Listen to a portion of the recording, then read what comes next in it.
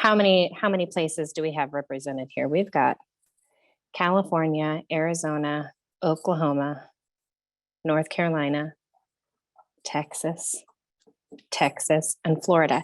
Hey, Eric, I'm pretty sure you're in Arizona right now, but we're heading to Florida. Oh, bummer. I missed that. You were here and I was in Florida. Now we're switching. So sorry. We're switching. I think it's just what we're going to do for a while. We just flip flop back and forth. Myself and Miss Cookie, we have the honor of going to Jim and Lynette McClellan's church this weekend. It's part of her Cookie Travels. I don't know what we are calling it. We haven't named it anything, but this year, this will be our 4th church to visit. And we just have some really awesome ministry time, getting to know the church leaders, the ministry leaders, the servant leaders, and spending time with the pastors, pouring into them, spending time with them. It's been really, really wonderful. Each church is different. Each community is different. And each need is different. So if you are an affiliate or associate church and you want to have Miss Cookie come to your church and spend some time with your leaders, you can email me and we can get that scheduled for 2023. We have 4 openings for 2023. So the space is limited, but it's our honor to come and serve you as much as we possibly can. So I just wanted to fly that on your radar. Let us know if you want us to come to you, Cello. It's fine. It's fine. You said you would, and then you haven't. It's fine.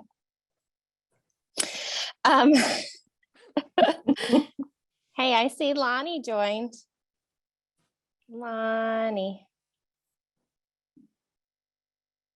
Okay, so this year, how many of you guys, we've got a number of pastors on here.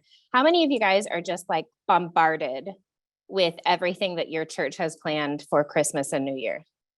Do you guys have a ton going on right now? Because I know our church does. We always do a large Christmas production and it's a huge thing. And it's really, really cool. And then we do a large toy drive. Is anybody doing like a toy drive for their community? Cello is. I know Virgil's church is doing that. Or are you guys doing shoes? You're doing a Christmas thingy. It's pretty cool. I love to see that. Jesse, what are you guys doing? We've got the Christmas parade coming up this Saturday.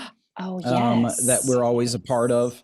In fact, 1 year our float won first place. Didn't you guys have snow? We did. And so we are doubling the snow. So we're going to have 4 snow machines shooting off of the parade float into the crowds. And so live band on it and everything. So it's going to be so much fun. Actually, the volunteers and people are doing it because I'm not even going to be able to be there for it. And so love the hearts of the volunteers making that all happen.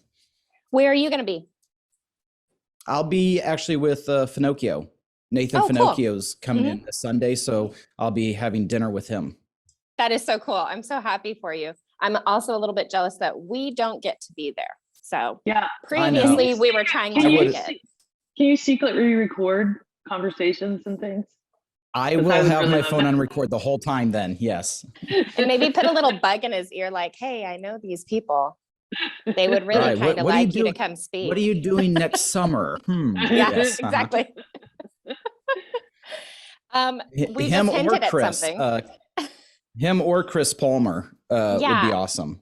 Or Jude, how do you say his last name? Fuquare. Yeah. Where? I don't know. That's some serious mouthful. Come on, guys. Yes.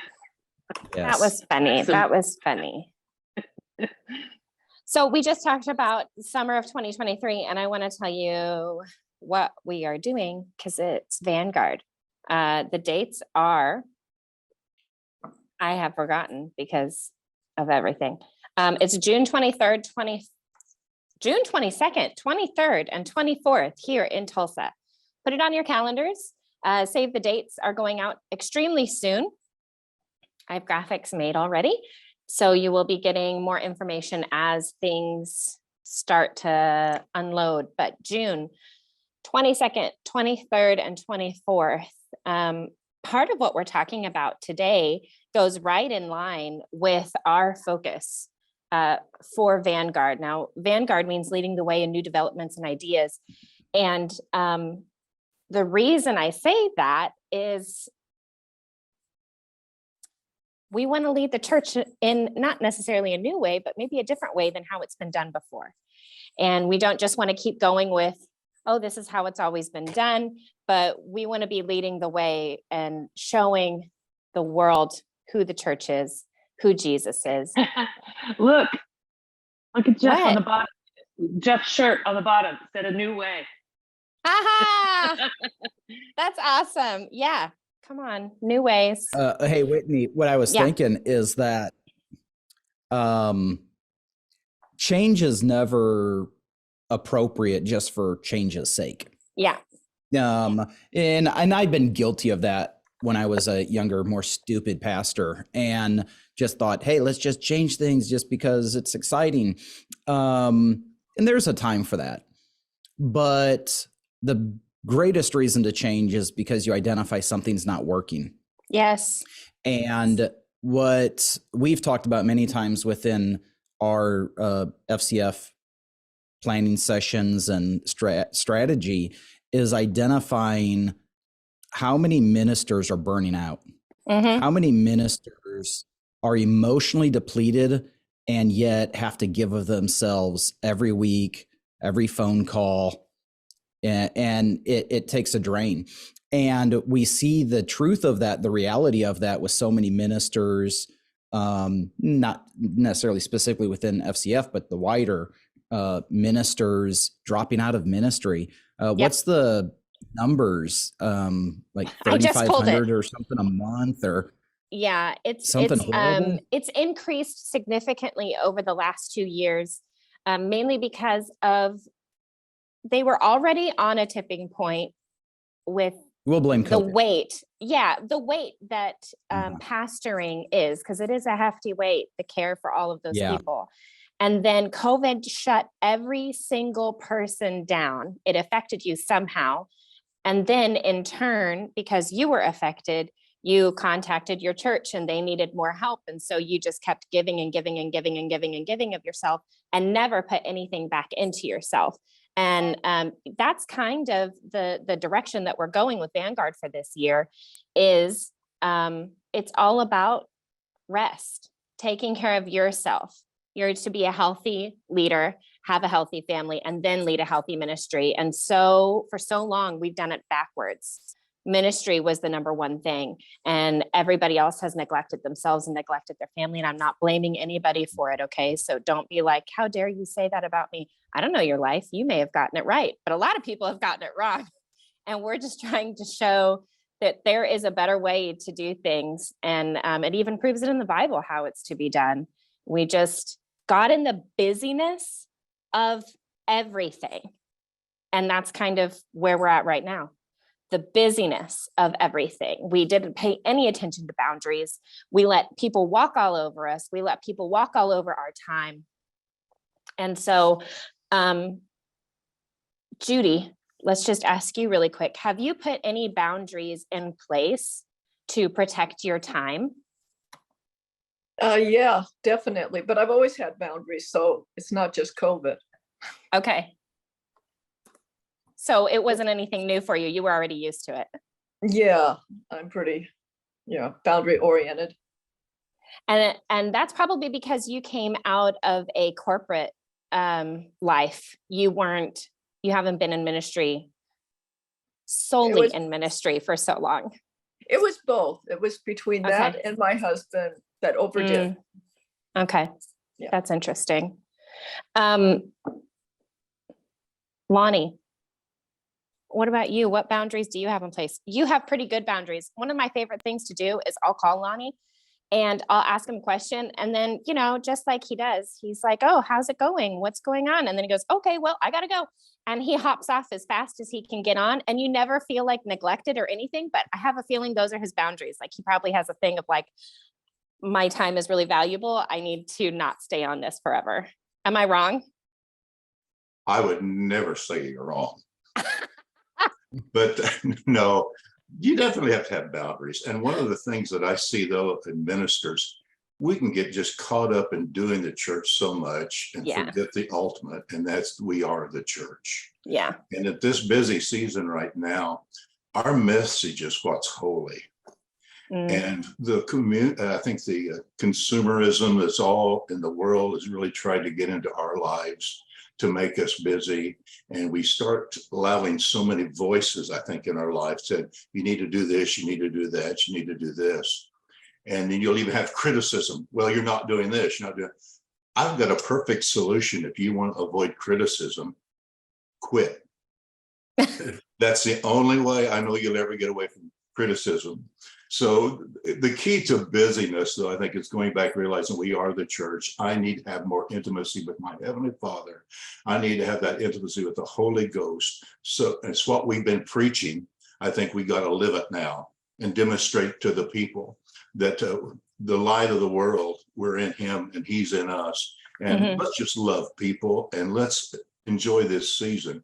Somebody said, well, it's become so material. Well, okay, but when I think about all the Christians around the world that's going to focus on Jesus at Christmas, I think that's a win right there. Yeah. And if we can use that as a launching pad to reach our world. So boundaries, number one boundary I have is if I don't have a witness of the Holy Ghost, I ain't going to do it.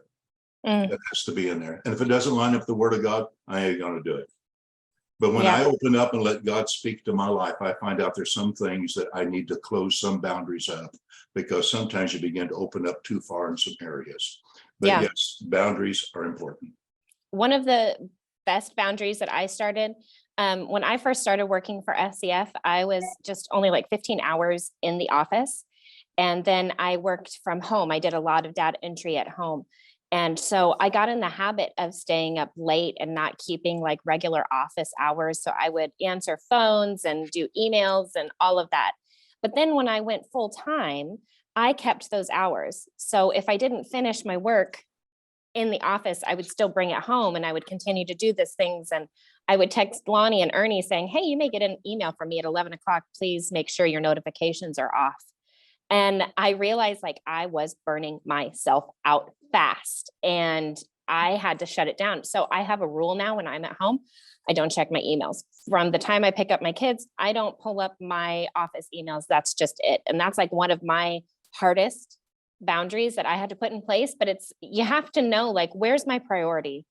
One of the things my pastor is living right now is being present in the room that you're in. And it's so important, like as parents and grandparents, like if you're thinking of something else and you're in your room with the kids, they're not getting your attention and they need your attention. So it's so important. That's one of the things that I think about all the time is being present in the room that I'm in. I will just go ahead and say that my iPad is now about to die. So Jesse and Ernie are going to take over while I get a different computer. Go plug it in. Go plug everybody. it in. I'll be right back. So I was wondering on the call here, maybe just by show of hands, who is a pastor at local church, or not maybe lead pastor, but you're serving in ministering capacity is within a local church on a weekly basis? Okay, and then who's traveling itinerant minister? Okay, so those schedules could be a little different. I would assume that maybe the traveling ministries are maybe not as busy in December. Is that true? Or do you get more invites in December, or it dries up and you have nowhere to go in December? That's generally, I think what happens is it's hard visiting places in December. Or Virgil or Pastor Ken, Lonnie, do y'all have trips coming up in December? We have a yes. Pastor Ken or Virgil? Where are you going? Leaving for Mexico tomorrow morning. Oh, phenomenal. How long will you be there? Just a couple of days. We're doing Bible school classes.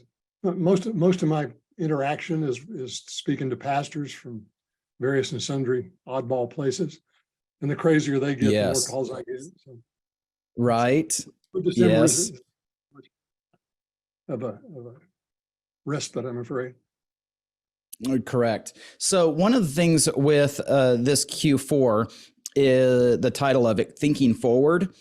I don't know what kind of plans or preparations y'all have already made for next year. We're closing out 2022, moving into 2023. And I know for me as a pastor, I feel this pressure that I should already be speaking into goals and plans and vision for next year.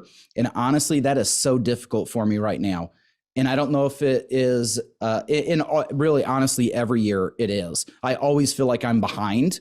And so one of the things that I think is the pressures of December, whether it is in the church setting or maybe traveling minister setting, is that for me, I've got so much happening this week, next week, the next couple of weeks. I'm trying to get through that. And so it's very difficult for me to think of next year. And what I would like to say, and what I've realized, is I don't have to feel guilty about that. Nothing's wrong with that, in fact. And to try to say, you know what, no, there's a problem with that, and that has to be solved. Says who? And I say that because most of church life or ministry life does not follow a calendar schedule. The fact that it is going to be January really doesn't change a whole lot within church life with people's general life schedule. It's more appropriate to follow a school schedule. That's what families are going to be doing. And so rather than feeling the pressure of saying, man, I need to already have plans available that I'm promoting and talking about in January, it's actually, I think, more healthy to say I'm taking January and February and March and talking about how we're going to launch in the spring when the flowers are blooming, when the weather starts to change, when life starts coming back, and what are we going to be doing? I think that's more effective than stressing about that right now. And there's a principle, I think, in that with managing the ebbs and flow and seasons of ministry, whether it is within the schedule of ministry or the schedule of your family, and being wise to know what season you're in and being okay with it, and not comparing yourselves to others or what we make up in our mind that ought to be done that we're gauging ourselves against, and then feeling like we're failing. Because that's what happens to me oftentimes, is I have this idea in my mind of this is the way it should be, or other ministers that I've sat under that did it this way, and that's just not natural for me. And so I think I'm doing it wrong. And so one of the things is how you're doing it, do it on purpose, but own it and make it your own. And it doesn't have to look like other people have done it. Don't cram yourself into that mold, and have freedom in that. But with that, there does have to be purpose and intention in it. And so if it is not the calendar schedule, then what is it for you? And be purposeful and intentional about that. And I guess one of the things would be the stress of ministry and leading. And one of the greatest things to address that is sharing the workload with others. And so how well are you doing that in this season? How well are you doing that with volunteers in a church setting or staff people in a church setting? And how well you're doing that is going to be directly related to communication. How well are you communicating to people? Communicating your expectations, hearing back from them, their own ebbs and flow of schedules and their ability to commit and agree to things right now, and having clear communication is vital and necessary to appropriately handle what's on your plate now and also prepare for what's next. Those are some thoughts that I had on my mind anyway. It's good. Hey, I don't know if anybody mentioned this, but we have Germany with us today. Randy, Hey. I'm so happy you're here. What time is it there? 9:24. Thanks for Good being night. with us. Yeah. I love to see that. We do have, I didn't mention this, we do have a number of countries registered. And you guys know the drill. If they can't join us live, more than likely they just watch the replay of it, because when you have people join from all over the world, it's the middle of the night on the other side of the world. So you never know what's going on. I'm so happy you talked about paying attention to other people, like especially in your church, Jesse, their schedules, and everybody has ebbs and flows. Like it's not just in ministry, it's in family too. We're in an incredibly busy season with my family right now. It feels like I'm just chasing my tail every day. And that's okay. And, you know, that's one of the things that we recognize, my husband and I, is we volunteer at our church, but on a very minimal basis right now because of how busy we are. And then we know, like, as things let up, then we get more involved and more involved. And we go to a larger church. So it's a little bit easier for us to do that than for some of the smaller churches. But I do have to say that 90% of churches in the United States, their pastors are bivocational and their church is under 100. And that's a real thing. Like the boundaries that you set in place, you have to be there because you technically have 2 full-time jobs if you're bivocational. I mean, we joke with Cello all the time about how many things him and Mia do because it's never ending. But you get burned out, you get tired. The good thing is they're building their team to set everything up for them. So all they have to do is kind of show up on a Sunday morning and speak and then spend time with their leaders. And I think it's really alleviated some pressure from you, Cello. At least it seems that way, in my opinion. Yeah, absolutely. Yeah, definitely has made a difference. Kind of dovetailing off of what Jesse was sharing and talking about boundaries. That's really how you begin to build that. How we've been able to build that is taking a bird's eye view of what ministry looks like in as far as the busyness of seasons that you're in, but then identifying the boundaries that you have to set for yourself. You know, like taking that time off in November and December, even though you have programs or outreaches or different events that you're doing, but then at the same time, not just setting those boundaries for yourself, but allowing those that are serving you to set their boundaries as well. That's huge.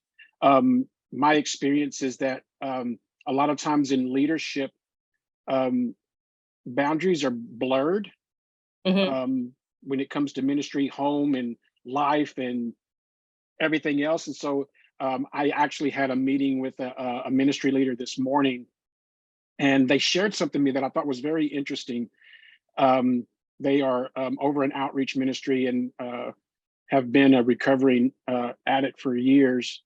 And they liken their involvement in ministry to being an addict.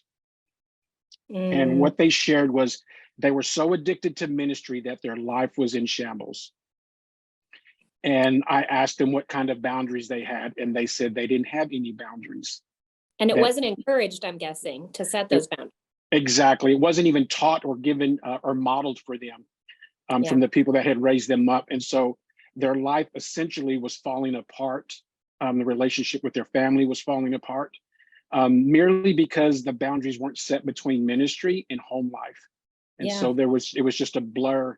And I thought it was interesting that that they mentioned that it was almost being like an addict, addicted to ministry. In other words, doing the kingdom of God, working for the kingdom of God, further in the kingdom of God, to the point where they were jeopardizing the relationship they had with people in the ministry, as well as their own family. And I think that comes from not recognizing, as Jess said, the ebbs and flow of ministry and life. You know, there's certain times of season that families are busy, and then there's certain times where families are accessible. At the same time, there's times that we as ministry leaders, community leaders are busy, and there's times that we have some downtime. You know, I know Jesse takes trips overseas, and he has to have things in line and knows when those trips are coming. So he's not taking those trips when things are busy at home. He's scheduling those things when things are slow around the house. You know, and so if we don't step back and get that bird's eye view of how ministry is going, then we begin to burn out. We begin to be exhausted and have fatigue. And so when we're lacking in that area, then our decisions are lacking as well.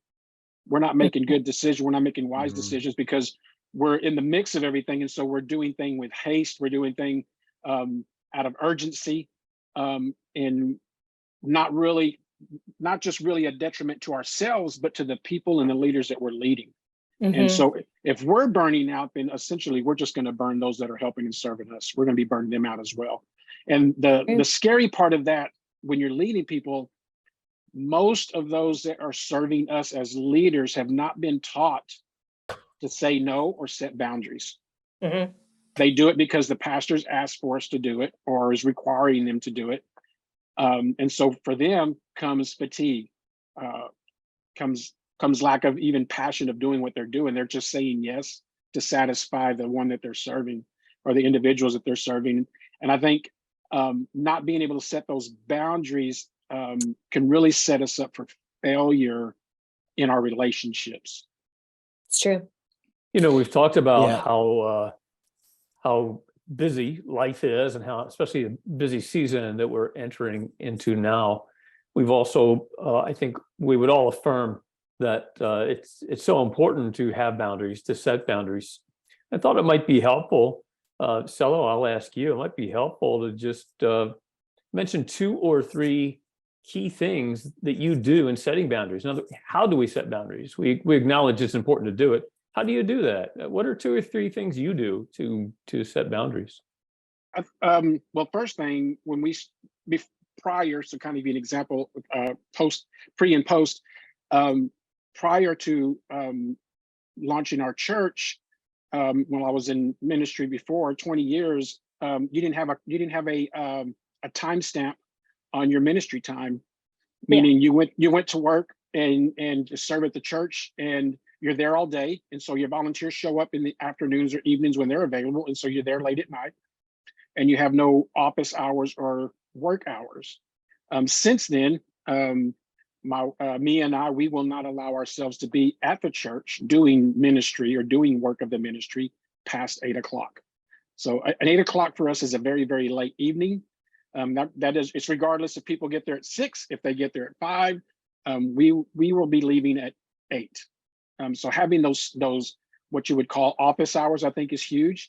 And then I think another one that we've implemented just within our family is we strive very, very hard with my children. My children involved in the church and ministry, but we strive very, very, very hard not to have discussions of church or ministry when we're having family time. Yes, I do that with my mother. We'll talk about that later. Yes, that's really huge. So if we're on vacation, picnic, hanging out, there's no discussion. So and if it does come up, it's usually nipped in the bud as quickly as possible, as nicely and respectful as possible. Those are probably the 2 keys that have helped us more than anything, is not bringing ministry home or in family events or those types of things. But I think to end with this is not just setting those types of boundaries, but writing them down and then communicating with those around you that you're leading, that you have a relationship with, to help you keep them. Yep. For those of you that don't know, I'm pretty sure everybody knows that woman over there, Vanita Brothers, and that man over there, Fred Brothers. Those are my parents. So I work with my mom in the office every day, and then we travel together. So there are times where she'll call me after and I'm trying to have a personal conversation, and one of us will bring up something with work, and then one of us will go, we'll talk about that at the office. Like, you literally have to stop in the middle of a sentence sometime and go, not now. We'll talk about that later. I'm talking about this right now. You have to keep, that's what keeps me sane. I was blurring too many lines before. And one of the things that I'm so grateful that my parents often talked to me about this is like, is it, it was the man or the position? Is that what we talked about? Vanita, Cookie? There you go. Huh? What? Me? Huh? No, what do you mean? I don't know where you're going. Separating the man from the position, separating the person from the calling. that you're not always, you are an individual, you are a person, you are not just what God has called you to be or to do. You are also a person. I am a wife. I am a mother. I am a person. I am also called of God. But because I am human, I still have human needs. And so I still have to take care of myself. Like I can't just not eat, not drink, not sleep, and do what God has called me to do. I would fail miserably and quickly. I think probably within 12 hours, because if I don't sleep, it's not a good ain't thing. pretty. It's not good. I need sleep. But I recently was learning more about burnout, and I found some of these things to be really interesting because there's like 3 different areas of burnout. And some of the signs, I'm going to read them to you guys so that you can do a little self-assessment really quick to see if you may be having boundary problems and you may be suffering from burnout and not even realize it, because I didn't realize how bad it was until I started learning more about this.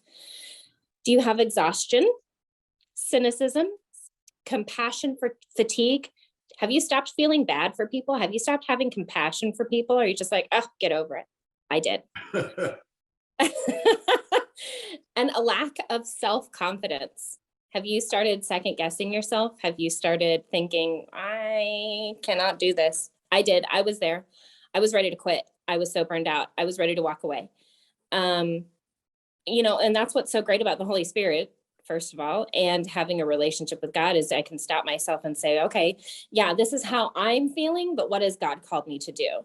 And then you can readjust. Okay, God has called me to do this. So how do I get myself in line with what God has called me to do? Because you physically have to be fit. You mentally have to be fit to do what he's calling you to do. So everything has to be in line. Am I making sense? Yes. Okay, cool. Cool. John Smith, I saw you smiling down there for a little bit ago when Sella was talking. What was so funny? Actually, I was just smiling because I was looking at everybody's faces and nobody was smiling. So I just decided I would try to smile for as long as I could.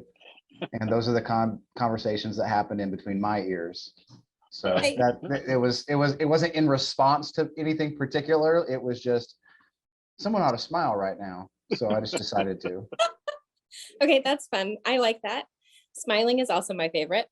And it is Christmas time, so we can do elf quotes. So, okay, we've talked about boundaries, and that's all well and good. One of the things that I struggled with, even after setting some boundaries in place, was becoming a person again. If I'm not working and if I'm not a mom, what do I like to do? Mm-hmm. What does that do? Like, who do I go skydiving? No, I'm afraid of heights. That would be torture for me. Like, what is something fun? My husband, he goes to the batting cages. He loves baseball, loves going to batting cages. He plays on a men's fast pitch baseball league. And when he would say, I'm going to go to this game. Okay, great. Go have fun. Jeff, what do you do to be a person outside of ministry and family? Well, I feel like I'm just blessed because I get to do something that I really love. I get to coach baseball. Yeah. I've always been a coach at some level, usually in high school level or something. And then, but when God changed my life 7 years ago, I was around the house too much, and my wife said, you need to find something to do. So I went up to the university here, Rogers State University, and talked to the head coach and told him, I want to spread the love of Jesus and tell these guys what they need. And he said, I can't let you do that. I'm a Christian, and I believe that relationship works better than you coming and telling them what they need. So thank God I wasn't so full of pride that I wouldn't listen to him. And he allowed me to come out and just start hanging out with those guys. And I hung out so much. He was like, why don't you start coaching our outfielders and hitters? And so that's kind of, I don't really call it an escape because it's something that I love. So for me, it is an escape, but I'm 100% there to do ministry. But it's just one of those things where for me, God has blessed me to allow me to do ministry that doesn't seem like it's ministry. Exactly. It's a real focus to, live the example, because we got a lot of guys that are, and I don't mean to offend anybody, but they're from a the West Coast, where, you know, Christianity isn't on every corner. It's not as prevalent. It's not as easy to come across someone that knows Christ. We've sent kids back to Washington State's one, where a girl was terrified to go home because she didn't have one single person she knew that she could walk this life out with. Wow. But I get that opportunity. So that's kind of my, okay, I don't have to think about service on Sunday night. I don't have to think about small groups. All I got to do is go out there and try to live the life that God's placed me in. And some really cool, unique opportunities come from that. And then I've got a family with 2 girls. They're older now, but they're one of them's got a husband and one of them's got I think a future son-in-law in the books for me. And we have a family night where we get together and have dinner and just enjoy each other and you know, try to just love on each other. And I didn't have that growing up, so I really, really value it now that we get to do it and that they're willing to, because that's the coolest thing for us, is they are willing to. But they were also the ones praying for me all along, that God would change my life. And so now we're getting to kind of live it out together. Mm-hmm. That's so cool. For those of you that don't know, Jeff was on our podcast and one of our quarterly events last year, and he got to share some of his testimony. He wasn't even an FCF member. He got to share some of his testimony. He's a recovering alcoholic, and his wife and daughters prayed for him and didn't give up. And so he got saved. I mean, this was years ago. He got saved and is in ministry now. He ministers to Rogers State University, which is not too far away from where we are. And then just last year in June, he was ordained with FCF. So I just think that's really cool. I love to see that. You brought up a really cool point, and one thing that I totally have forgotten about, but when you're happy, just FYI, when you're happy, Jesus shines more. And I have witnessed to people more when I'm doing something not ministry related, when I'm doing something personal. People will literally find you and just start trauma dumping on you, almost word vomiting, and you just get to stand there and smile. I'm so sorry you're going through that, and show them the love of God and give them some tools and say, hey, I'd love to see you at church. Here's where I go. We could hang out afterwards, go get a meal, whatever. But I find those moments to be less forceful and more open, and then your ministry can just keep going. It's not like you have to flip a switch and say, okay, I'm not gonna minister anymore right now. I'm just gonna go eat a meal. You can still let God's love shine through you and go eat a meal. Eating's my favorite One of thing. the things that what Jeff said, love what he said. So thank you for sharing, Jeff. Ministry ought to be fun. Yeah.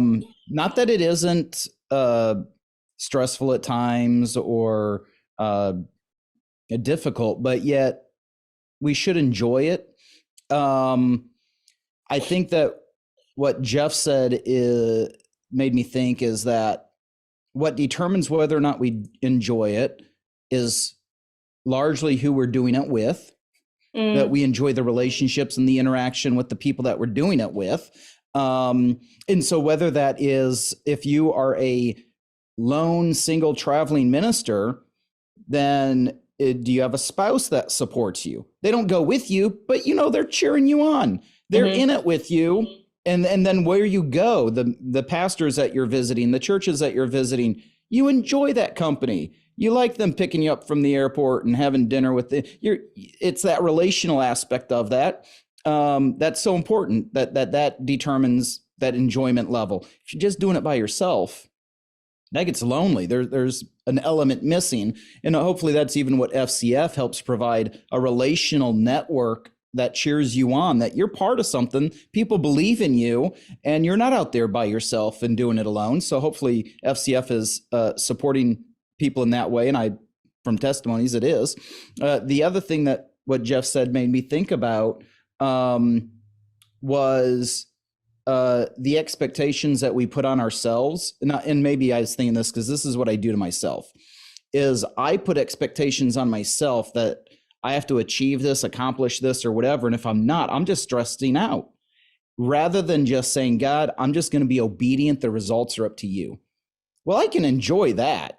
I can just say, this is what God's put on my heart. This is what I feel I'm called to do. And I can find joy in that, just saying, God, I'm going to trust you for the outcome. But as soon as I think that I have to determine the outcome, I don't enjoy that. That's a big old nasty stress ball right there. I don't know if you guys can hear this thing beeping at me, but it won't stop. So that's why I muted myself. I just want to jump in here and say that Whitney's middle child, Theodore, told her he wants her to get a job. And she said, well, what do you think I do at FCF? And he thinks she's a cheerleader at FCF. I thought that was awesome. Hearing you say that made me think of that, Jesse. Which is funny because I was a cheerleader, which is why he's getting confused, because he goes to the school that I graduated from. And so on homecomings, they invite all the former cheerleaders to come back. So he knows that I cheer and he knows that I'm at the FCF office. So he just thought I was a cheerleader for FCF. He's really cute. Also, he told me, oh my gosh, you're going to be so heartbroken by this. He told me yesterday that he didn't want me to call him Teddy anymore. Oh, Why? I know. I don't know. He had never He just said. wants to be Theo? Yeah, he just wants to be Theo. And I said, but I'm the only one that calls you Teddy. Can I just call you Teddy? And he said, no, I'm Theo. Well, I said, well, you're my teddy bear Baldwin boy. So sorry, man.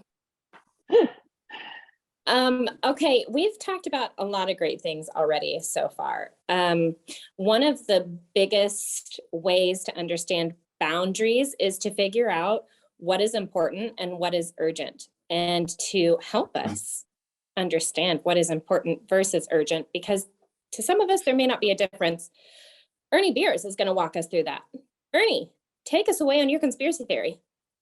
Thanks. I thought when we were talking about setting boundaries and all, you might want me to share in detail about the ideal week.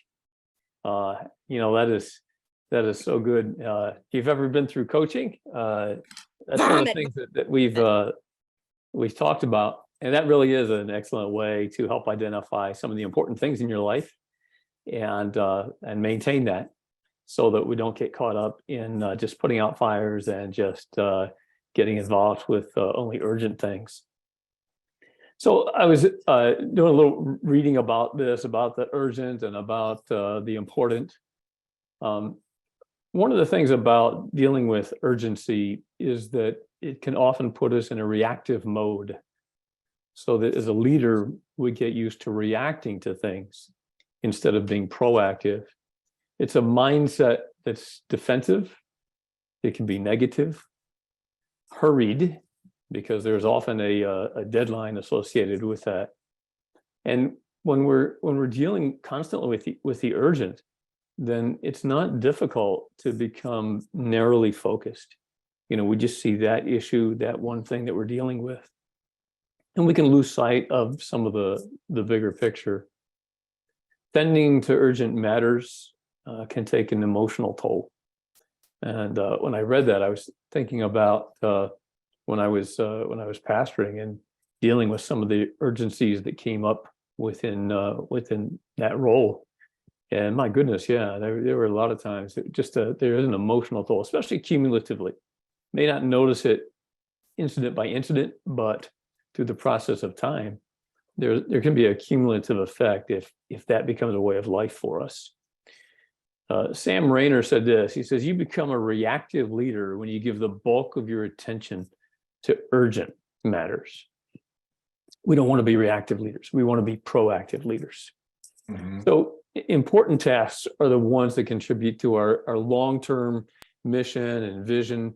It's those things, those tasks that would deal with the values, with the future that we believe God has set before us, and moving toward those goals.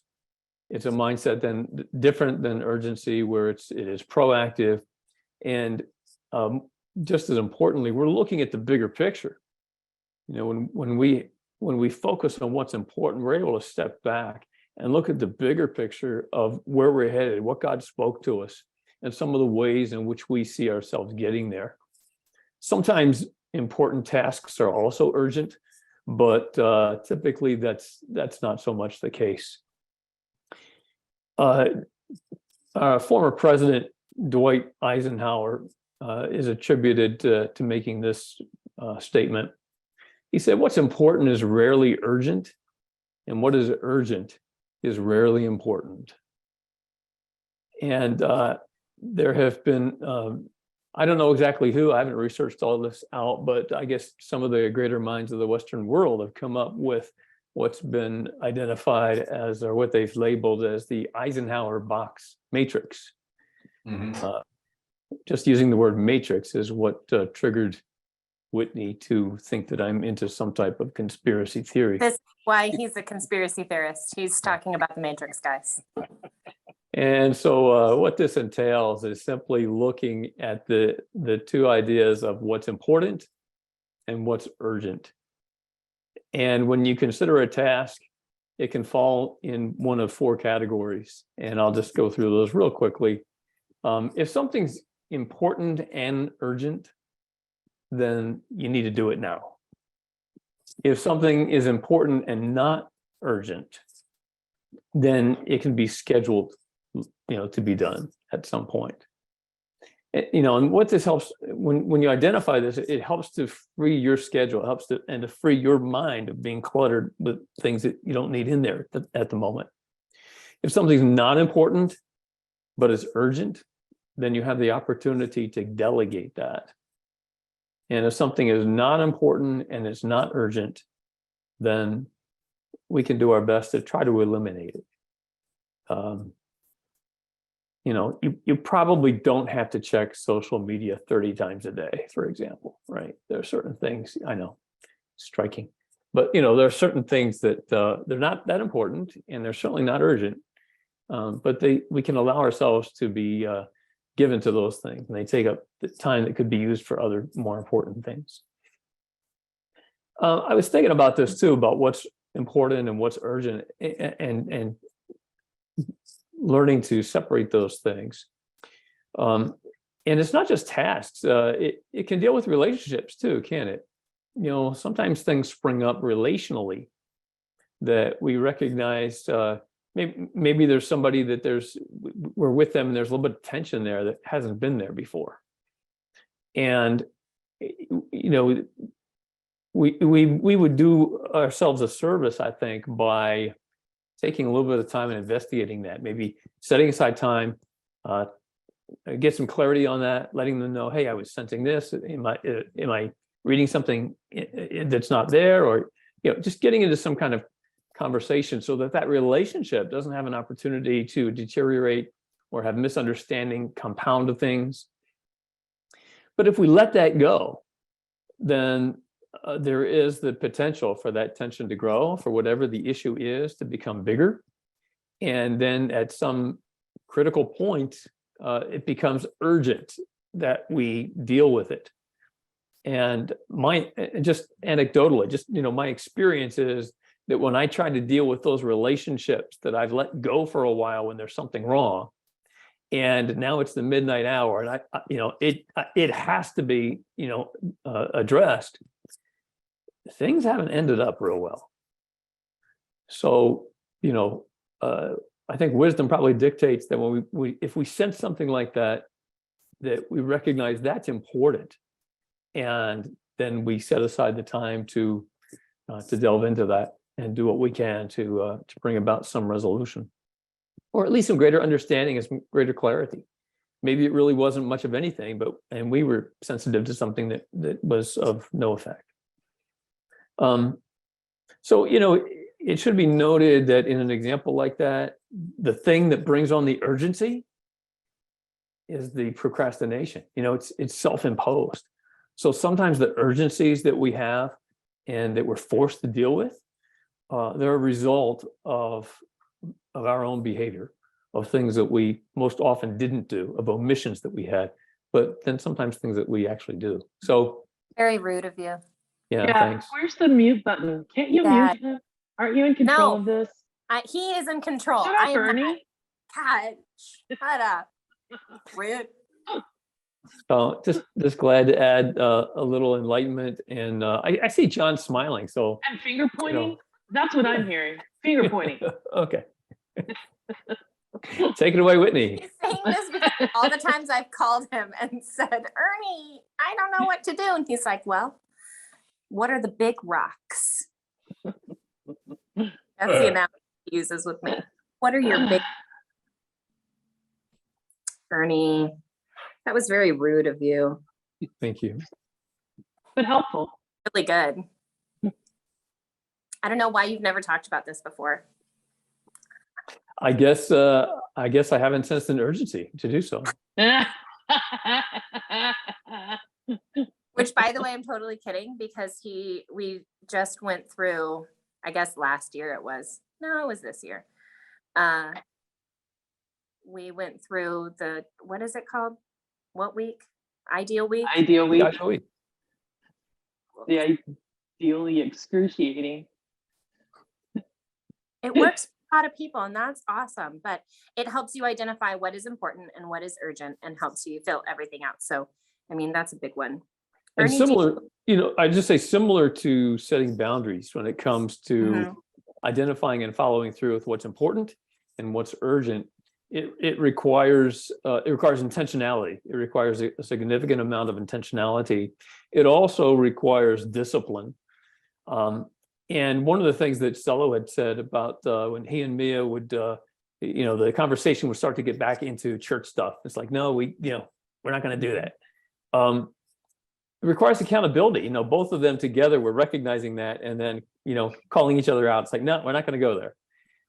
So accountability is really helpful to see success in those areas too. Good. Mm-hmm. Still just rude. Discipline. You cussed.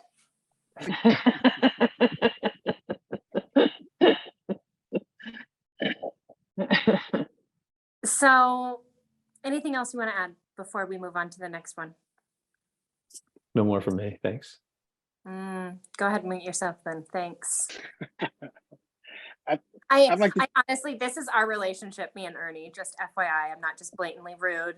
There is a mutual level of rudeness given. So it's just what I'd like to just to chime in and just say that using that matrix conspiracy there, that that some of that really plays a lot into your ability to set boundaries, because the things that are important and urgent, those are where you should be setting boundaries within relationships. Like, if you find that, like you were talking about relationships, if you're seeing some things that are starting to get blurred, it's up to you to determine what is the most valuable thing, or what is going to demand your time, or where do you want to give your time, and being intentional about that. And so this matrix, if you will, can really help you to set those guidelines, set those boundaries for the things that are important to you, and the things that can be eliminated or delegated or scheduled out. Just kind of a side note there. I think that most of that has to be done within conversations with your team, not you sitting by yourself trying to figure that out, but include the team within that. I guess real life example is on Monday's meeting this week with my team, we were trying to still schedule a leader Christmas party, because every weekend that we've wanted to do it just didn't work out with everybody's schedule. And I was trying to make it happen because that's important, and now it's getting urgent and we got to do it. And I was tossing out a couple of days that we could make happen, and everybody's face is like, yeah, we could do that. And it's like, not real buy-in. And I was like, or what would you recommend? They're like, can we do it in January? And, but I wouldn't have recommended that, but that's what they recommended.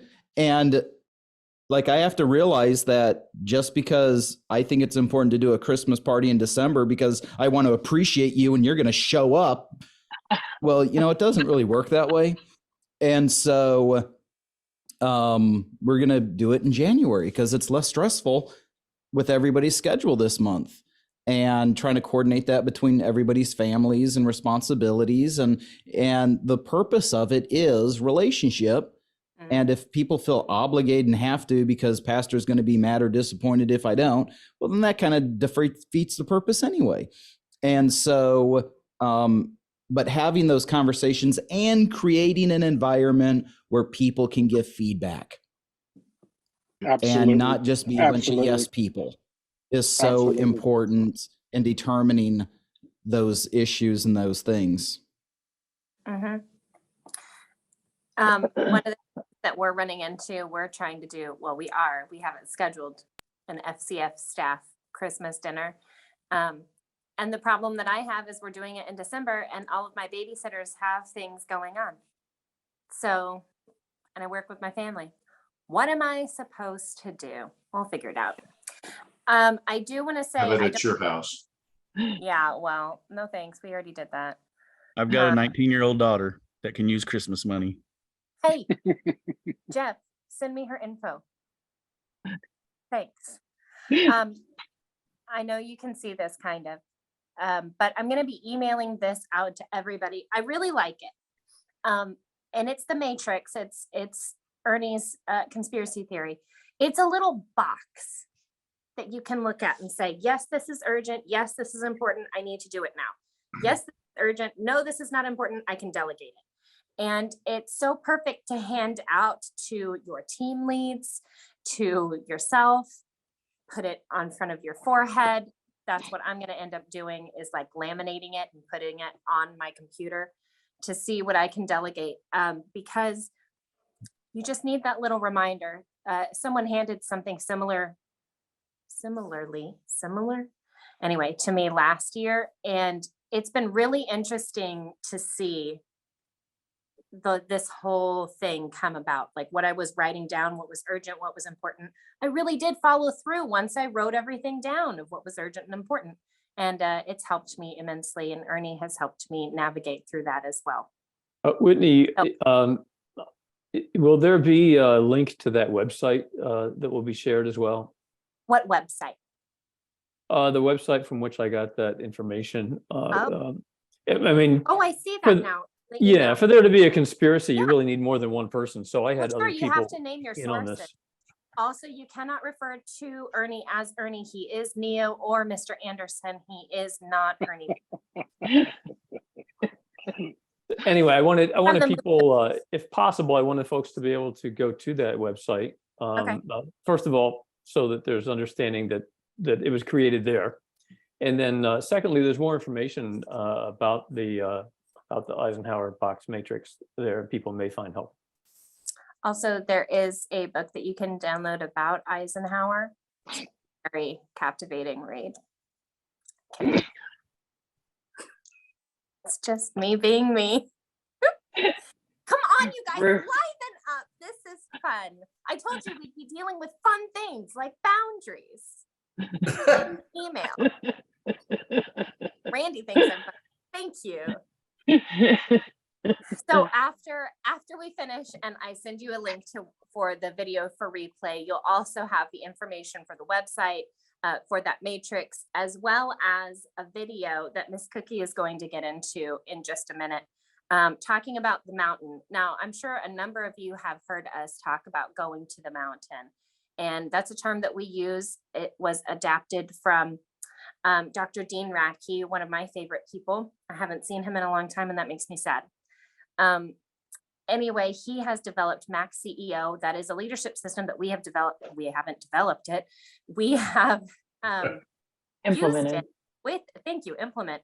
We have used it in FCF. We still do now. We are still learning from it. We encourage all of our FCF members to take part in it, the ROI for God system. It just helps you train up leaders under you. It helps you become a better leader, to take some of the pressure off of you, to implement some of the boundaries that we're talking about, and doing it from a bigger picture, that you are the visionary, not just the manager. You are to take the, what does he say when he's talking about?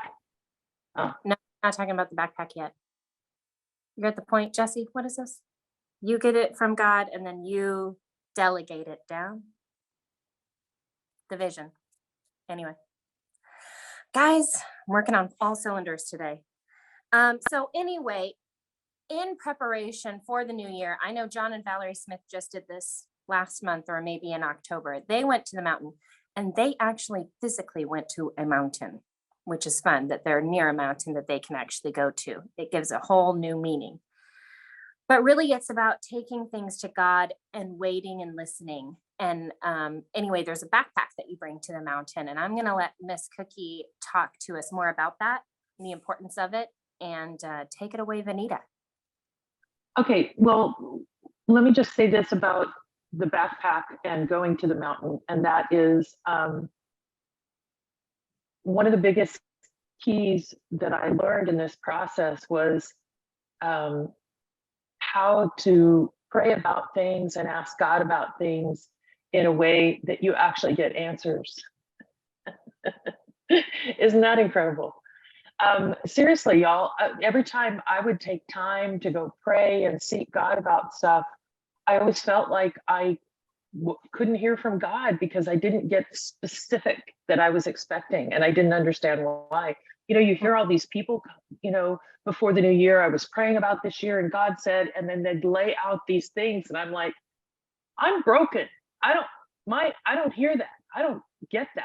Why does that happen for me? I'd always get so frustrated over that. So then when we got a hold of this stuff from Dr. Radke, the Max CEO, and he talked about going to the mountain, can I just read you one little thing he says here that I just really loved? He said, let's be clear, you didn't get this far without knowing how to hear from God. So I don't want in any way to be demeaning or condescending. You know how to hear from God. But for the past 20 years, since I left the corporate world and providing executive counsel, vision facilitation, and strategic planning to great leaders, I've learned some things. I've learned some things about hearing from God on my own and from the greatest ministry leaders I've worked with, and I've gleaned so much from them. So I'm going to share with you these things that I've assimilated that will help you with this envisionment opportunity. And so it starts with asking God questions and listening. And I love that. And so he then kind of goes in and breaks some of that down. And but one of the first things that he talks about before you actually get into the whole process of the specific things you bring before him to get answers on as you're moving forward is he positions yourself to, as the leader, asking God questions. And he said, let him talk to you first and ask him some questions. And he says, okay, he said, Whitney said, take out your headphones, disconnect them. They're really breaking up.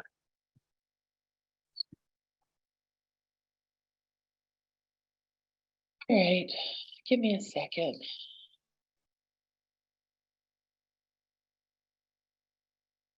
It's already better. You're good. That's better. Not disconnected. Just a second. I hit the button, but it didn't happen. Okay, how about now? Yeah. Okay. All right. So anyway, here's what he said. He said, let God talk to you first. Ask him some questions like this. Ready? On a scale of 1 to 10, Lord, where am I? Based on your desire for me personally, our relationship, where am I in my intimacy with you? And then he said, like, am I positioned correctly as a leader to ensure maximum response to your mandates? And then he has a whole list of these here. So if you've been a part of Mac CEO and you have what he calls the stick, the USB of the Mac CEO, these are accessible. These papers are accessible in that. And we have a great relationship with him. He's made amazing things available to us. I highly recommend that you lean into that if you haven't. But that's where you start first, is asking. And this is why we talk so much about having a really strong EQ, emotional intelligence. And because you have to be willing to set your emotions aside and say, show me what I need to see. You know, I want to hear what's difficult to hear. You know, we just finished reading Andy Stanley's book, better decisions, fewer regrets. And the first question that he asked is, am I telling myself the truth? Really? And so being able to really hear the truth that you need to hear, that starts first with you and the Lord and some of these processes. And then once you have some of that stuff in place, then you have what Dr. Radke calls the mountain backpack. And I won't get into all of it, but the first thing you take before the Lord, after you've leaned in with some of these other questions, is your ministry or life mission statement. Now, you're not expecting that to change. That's not what you're saying. What you're asking him is, re-etch this in my spirit. Help me have a stronger, deeper root hold on this than I've ever had before, and what that looks like, how that plays out in this next season of ministry, and make it a little more enticing to invite other people to be involved with that mission. And then he says to bring Rhema words before him. And these are words that you've highlighted in your Bible, in your study time, or specific things that he's really spoken to you directly and just jumped off the page at you. Anything like that that you've made note of, have specific things that kind of the Spirit just keeps reminding you of at random moments or whatever, you bring that before him. What does that look like this year? What does this look like in this season of ministry? How does this play out for me now? Also, prophecies. I did that 2 or 3 years ago. I had a pile of prophecies, and I took them before the Lord on my mountain time, and I went through each one of them. Some of them had been fulfilled, and I knew it, but I wanted to make sure. And then some of them, I didn't even know really what they meant or how they would play out. And I asked him, is this a season for this? Am I walking into this, or is this still, ahead of me? And so, y'all, I'd never been taught to do that. I'd never known that I was supposed to do those things. And the freedom that brought me, that it didn't feel like a burden hanging over me, but, God's taking you down a road and this word is hanging over here and you're going, what about that? What about that? And it feels burdensome, as opposed to, oh, this is out front. I'm going to get there someday. Praise God. Does that make sense? Y'all look confused. Okay. Anyway, so there's he talks about taking memorials, key learnings. One thing that I did 4 years ago, was it 3 years ago, when I did that very first one, that was so helpful for me, was the history of the ministry. And that was a huge one for me at the time. Understanding the value of where the ministry's been, where God's taking it, and what from history needed to be continued to move forward. And so those were huge. And then he also talks about past, present, and future. And he breaks each of those down specifically: the past, the present, and the future. Behaviors need changing, anything like that. It's pretty amazing. And then also the finances. I took financial records with me where I went. The big thing about going to the mountain is it's not that you shouldn't have your phone, although Dr. Radke recommends you actually drive over your phone so that you're not tempted to take it with you. But it's that you have a personal commitment that the phone is off during this time. And if you're by yourself, your spouse isn't with you, you inform your spouse where you are and at what times you have the phone turned off, so that there's an accountability process, but you are not accessible. This is between you and God, and everything else has to be closed off. And so taking the ministry financials with you and putting it before him and saying, here's some areas I don't know. What do we do about this? Where do I need to apply my faith for this coming season or whatever? And then, of course, the organization as a whole. Here's what he says. They're about to go go to plan. So this is the time to have the organization fixed for a season. Why? Because you don't want someone to get busy planning for their department. And when they develop their plans, transfer them to some other department so they inherit someone else's plans. It's not wisdom and it's not motivating. This is a time when you want to etch the organization for the foreseeable future.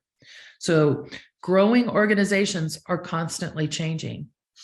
So if you're growing, we should never have a mindset of being fixed. We should have a mindset of growth, constantly growing, and growing is constantly changing. And then priorities, and he breaks that into the overall ministry or organization, as well as some specific departments as needed, if there's specific things that you know need to be addressed in the coming season. And then priorities for your personnel, the people that serve you.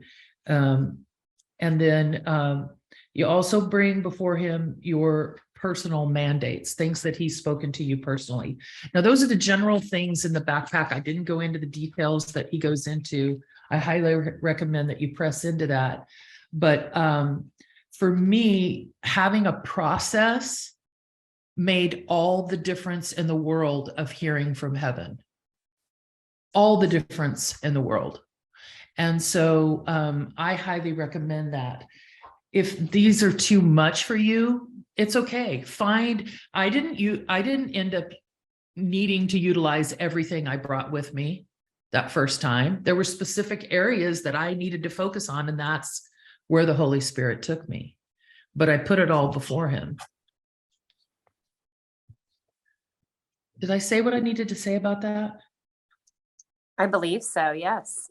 John, I know you and Valerie went, I mentioned that earlier, and it's been like your third time that you guys have gone to the mountain, right? It's been more than that, but yeah, we certainly have been really intentional about it since 2018. Do you take everything, like all those tools that he recommends every time you go? Yeah, we do. This was actually something that, Pastor Virgil, ever since I met him and knew him, that was something he did every year. Took a week away to fast and pray. And so he had been training, me since 2001 that, hey, at some point, and then of course, as I got more involved in that place of ministry, but definitely always taking those places, everything that was in that backpack, the words, the things that God has spoken to you. Now, pastorally, one of the things that I intentionally do in that system or that process, being systematic in that place of seeking God is with reflection. I always make sure intentionally we read through the pastoral epistles, because that just becomes a mental, mindset, kind of reset. I know Pastor Virgil, since he's transitioned more into a kind of an apostolic type traveling role, that these past couple of years that he's been really intentional about focusing more in some of the maybe the latter part of Acts and some of the Pauline statements and things in terms of just kind of in terms of reading in that place of just with the Lord and seeking him in those aspects. But certainly it's so powerful, those words, asking those intentional questions, reflecting, hey, so last year or this year in 2022, what you gave us to do, where are we at in that process? And have we accomplished that? Some of the priorities, and if not, okay, where are we at in that? Did we do a good enough job that we're done, Lord? Is that something that needs to be dunged and thrown some more effort into 2023? And certainly with that, the other tool to definitely take is that place of the calendar, because once you start hearing from heaven, and now you've got to write those things down, because if they don't write them down, you said it earlier, Whitney, when you wrote things down, wow, it was amazing. It became more likely to accomplish it. And anything that we write down, we're 85% more likely to actually do it just off the get-go. And so writing those things down, and then we have to begin to calendarize and schedule those things. When am I going to work on this thing personally? When am I going to work on this thing organizationally? When are we going to work on those plans and dreams and visions with the Lord? Because if not, the year goes through And now you're playing the urgency of, oh my gosh, God told us to do this. And now we just throw everything at it, and it becomes a kind of a scattered mess that maybe that wasn't as intentional, focused, and powerful as probably what the Lord had for us from the onset. One thing I wanted to mention, Ernie, what was the follow-up? I only have that one section. Do you have that? One of the things that that Dr. Radke talks about is the importance after you've been to the mountain, is that when you come down from the mountain, that you receive input. And so you meet with your what he describes as your highest level of input, which is your executive team or your core team or whatever designation you give, the people you work with on that level, that you share with them, and then you receive input from them. Dr. Radke says that outside of God, this is your highest form of wisdom. So, it's so vital because I've heard it said that no one should do ministry alone. So it's not just the ministry leader. You're working with the team of people. You're collecting godly input and wisdom from them as well, that allows you to process with everything the Lord has been sharing with you. And then in addition to that, he says that the team can amplify, not question, but amplify what you've heard from God. They can provide different perspectives. And that's valuable. Having people see a little bit differently than I do, having people have a different perspective than what I have, that's healthy. If it's a right heart, right attitude, assuming the people in your core team, are like that. I mean, that's so healthy and should just add to the vista and the panoramic view that you have. It should just enlarge that and should help you. And then the last thing he mentions with regard to coming down from the mountain is he says that this helps you formulate your directives and your direction. So the sharing with your team like that and getting input from them would enable you to just enhance what God has already given to you. God's going to be using them to just add to. Aren't you glad that God adds to our lives? He just continually takes what he's planted and given to us as a foundation and then builds on that foundation. So when we come down from the mountain, that important team around us can give us input that we need as we continue to look to the Lord and hear from him, that will just enable that foundation to grow and become even stronger. That's so good. I know John and Valerie were specific with the time that they went to the mountain, and it was like in October, before the craziness of all the holidays and everything that we're going through now. But it's never too late to start this process. You can start it now if you have time. You can start it in January when your church maybe go through a little bit of a low, and you can take a few days away. Also, when we say take a few days away, we're not saying you have to go out of town. You can just hold up in your house. It doesn't have to be this crazy expensive thing. It just is better if you get out of a familiar position. The familiarity, is that the word? It's a killer. When you become too familiar with something, you lose momentum. Comfortability is a killer of momentum. So the whole point is to get outside of your regular comfort zone. Growth doesn't happen when you're comfortable. Growth happens when you're uncomfortable. And when Miss Cookie was talking about you should be in like a constant state of growth, it's not just like your ministry or your church growing, but intellectually growing, emotionally growing, spiritually growing. It's not just a numbers game, but it is a getting better scenario as a whole. So I just wanted to add that in as well. Has anybody learned anything?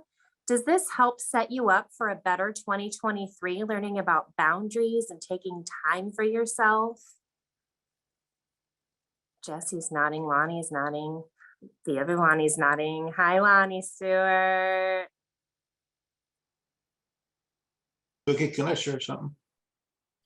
The thing that I'm hearing here, I've heard the word success used a few times. But success is never a goal. Success is a byproduct. And if we're wanting to have success in our lives and in ministry, it takes really the thread that's gone through this discussion here today. First, about being a healthy minister, healthy leader, healthy church, by setting up boundaries in your life, by being in the presence of God and open to Him, to hear from Him, to authenticate, yes, you're on track, or say, hey, you need to make some adjustments. But all of this together is what's going to, I believe, cause us to have success. And your success may look different than another person who has success. So we're not here to compare ourselves to one another, but we're here really to experience that intimacy with the Lord, where we're depending everything on Him for our life and for our ministries. That's right. Success is relative. And that's because what God has called each of us to do is something different. So success looks different to Judy than it does to me. And, so on and so on. So it's not a comparing game. Amen. It's an encouraging situation. Encourage one another in where they're at with what God has called them to do for that success. Jesse, you've unmuted yourself. You want to add too? Yeah, well, I was just thinking to add to that, in agreement, success is the most greatest definition of success is hearing good and faithful servant. Because no matter what we accomplish on this earth and we get there and it gets burnt up, that was never success. And so good and faithful servant is going to be dependent on our obedience to God, not necessarily what many people deem success as far as results. And so it's having that humble heart and then going to the mountain and hearing His voice, getting His direction, because we can be busy in a lot of things. We can try to maintain and accomplish a lot of things and be bogged down with the responsibility of things we've committed to that He never asked us to do. Or He asked us to do 20 years ago and wanted us to stop 15 years ago. And we just were so stuck in the maintenance mode that we didn't shift when we needed to shift. And so it's okay to say no to ministry. It's okay to say no to good things and to go to the mountain, hear what God wants for us today, and be obedient in this moment, in this time, because there are some people that are still trying to strike a rock instead of speak to a rock, or vice versa. And God wants to do something different sometimes. And it's okay. The main thing is obedience to what He's calling us to right now. And that only happens when we take the time to hear His voice, when we seek His face. And I know I can be much better at that because I'm a type A, go get it, start it, and go get something. And if anything, I have to hear God say, pause, just hold on, just wait. It takes time. and that's important. We need God's a voice in our life to do that. And for me, a lot of times that voice sounds like my wife Angela too often, and that irritates me. But we need that in our lives, and so that's what I was thinking. I was also thinking. I know we have to wrap up. We're hitting about an hour and a half now. Is one aspect to all of this is to accomplish anything for God, we can't do it alone. We can't do it ourselves. It requires a team around us to accomplish what He's really called us to. And one of the things that means is everything cannot rely on me. If all ministry depends on my participation, my involvement, then something isn't working quite right. And I've got to be able to pass ministry off to other people. And that's one of the things that I think is an amazing, great opportunity with Vanguard coming up, is because Vanguard is what, the 23rd, 22nd, 23rd, 24th? Yeah. Okay, you cut out there, but it's a Thursday, Friday, and Saturday. And it actually goes through Saturday night, correct? Yes. And so that means you can't be at church on Sunday. You shouldn't be at church on Sunday. That one of the things is that and we talked about this in our leadership strategy meeting, is like, oh, is that okay? Should we shift the dates? But it's intentional to give you an opportunity to be away on a Sunday, if you're especially in a church setting, is that you need a Sunday off. Yeah. And not only that, your team needs you to have a Sunday off. Because what it does is it requires the team to step up and do things that otherwise they just rely on you for. And that was so hard for me to learn years ago, going to Albania and taking like 2 weeks off at a time, being on 2 consecutive Sundays, is that it required people to step up and lead that otherwise wouldn't have if I were there. And so by doing that for the last couple of years, now I can go with such confidence knowing that they've got experience and they can make decisions and it's going to run perfectly fine without me. I'm actually tempted to do like a 6 weeks during the summer and not preach or be here leading. Maybe I'll show up and attend once or twice during that time, but I'm really tempted to do that just because it will stretch me and it will stretch the team. And so as FCF ministers, as you're looking at being there for Vanguard, purposefully take advantage of that weekend and be out of town and not be at church, not be involved in your ministries on that weekend, and do that purposefully and take advantage of that. Jesse, that's good stuff. You mentioned first of all about talk about us hearing from God.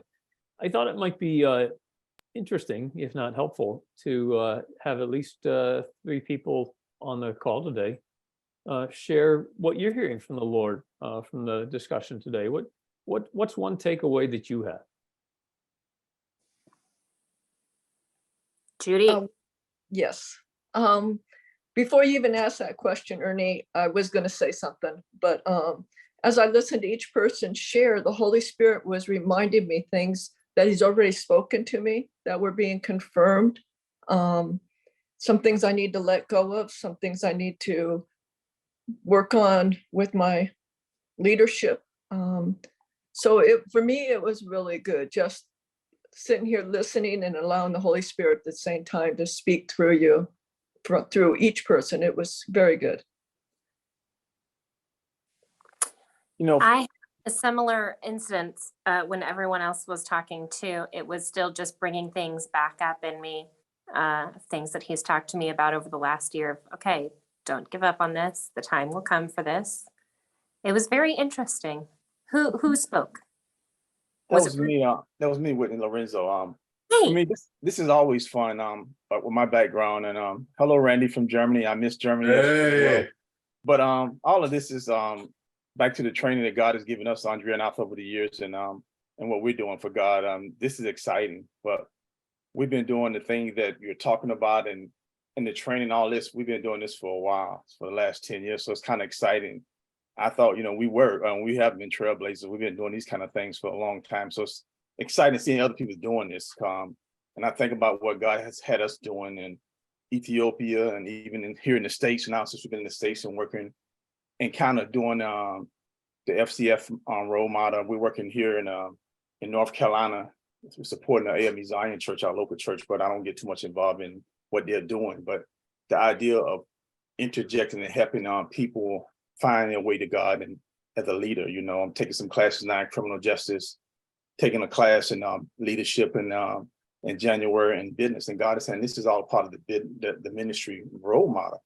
You are the leader. You got to be able to understand criminal justice, business, even leadership. So when you're teaching leaders how to be a good leader, because that's part of the challenge we face today. And the military has taught me how to be a leader as an officer and leading people. And this is the challenge. The church is still looking for good leaders to teach those leaders how to be effective leaders.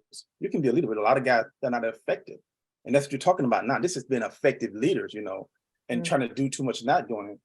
For us, it's a great joy. We don't get caught up in this, I've been in church in 4 weeks because, my relationship with God has nothing to do with the church. It's about me and God. We traveled to Louisiana last week to go to a football game. Andrea graduated from Grambling, went to see Grambling Southern play, and we ministered to our spiritual son and daughter down there. Went to Destin, Florida, went to Louisiana, Alabama.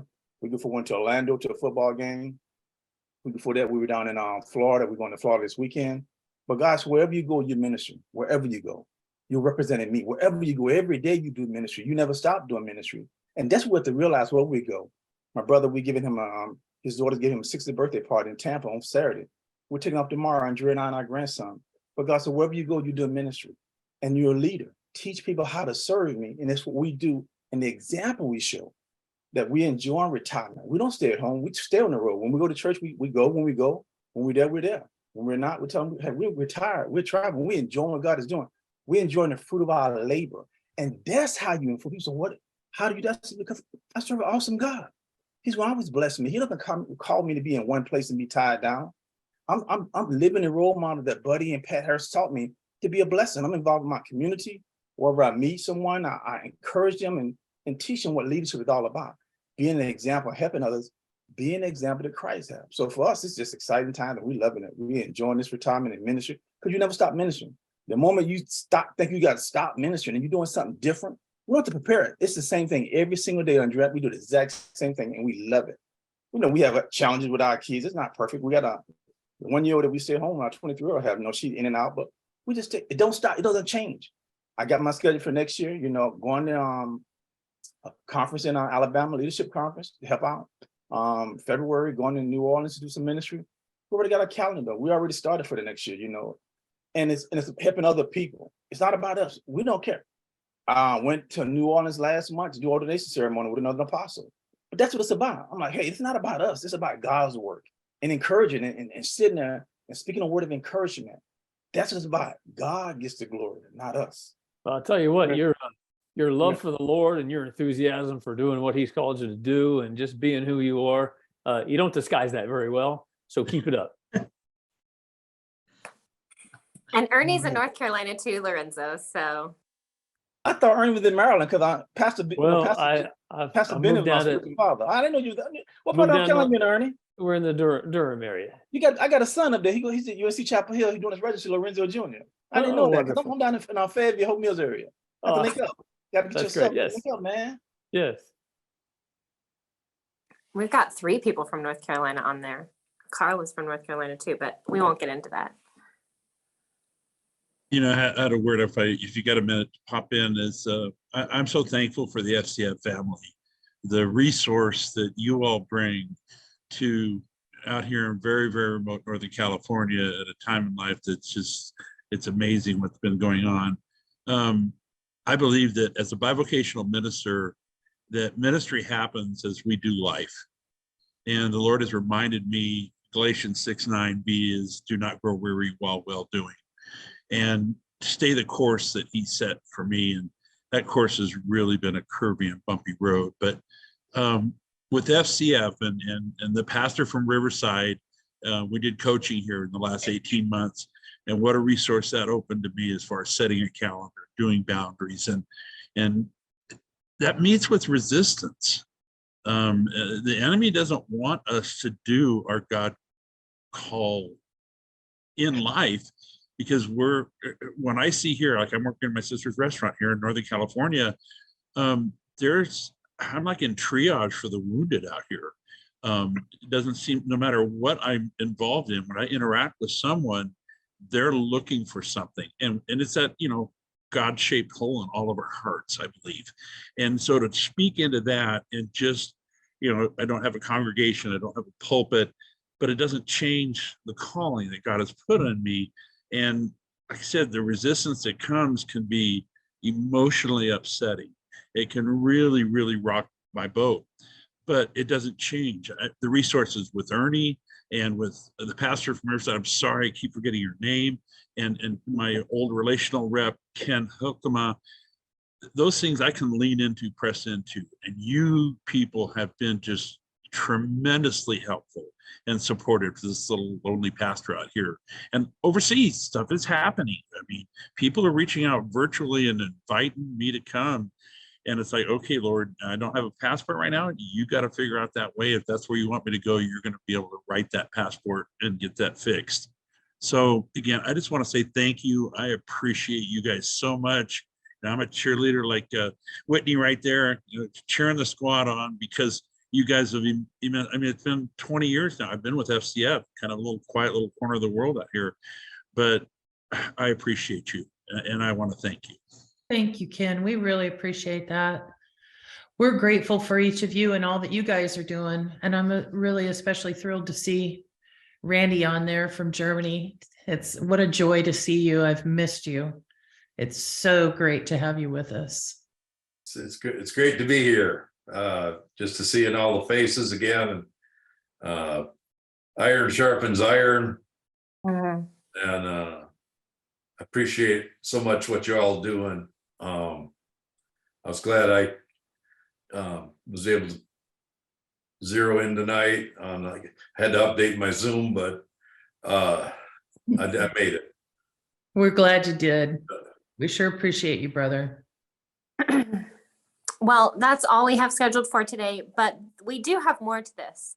So there will likely be a Q4 part 2, probably happening in Q1.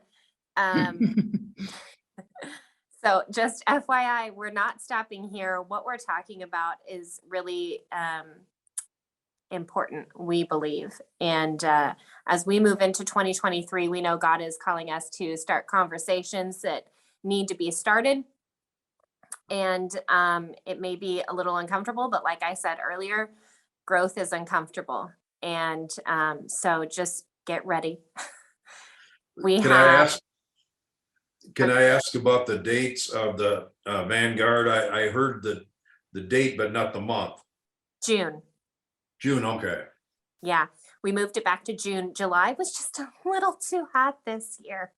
Well, it was. It was just a little hot over here.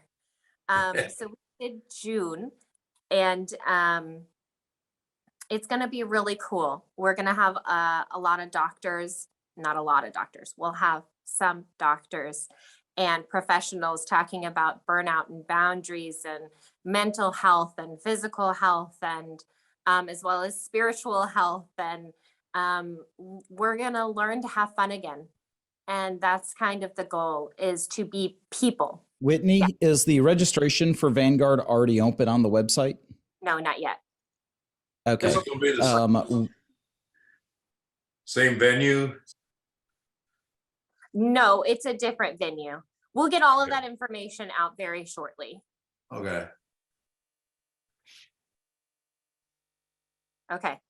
Q1, I'll be getting you that information out after the new year. Right now, you're just going to be getting some videos from us encouraging you on the end of the year.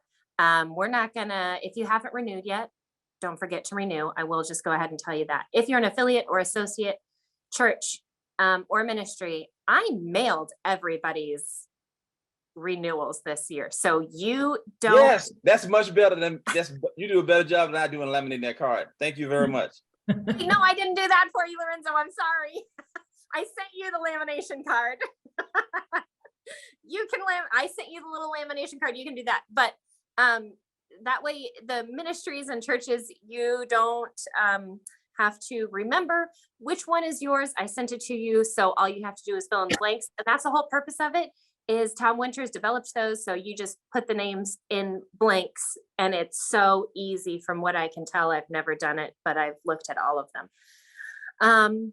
Anyway, anybody else want to add anything really quick? Ms. Cookie, Ernie, Lonnie? Merry Christmas. Hey, Yes, Clem. Merry Christmas, everybody. That's true. That's right. Almost December, one more day. That's right. Well, everybody have a wonderful December. As a reminder, our office will be closed from the week between Christmas and New Year. And per our boundaries, we will not be answering emails. So if you need us, please just get in touch with us beforehand. Of course, if there is an urgency, we are available. We love you all so much. We believe in what God is calling you to do and who you are. And if we can help you, please let us know. We really do believe that no one should do ministry alone. So we are here. We're in your corner. I'm cheering you on. It's my favorite thing. All right, everybody. Bye. Have a wonderful afternoon and a happy new year. Blessings. Toodly. Bye.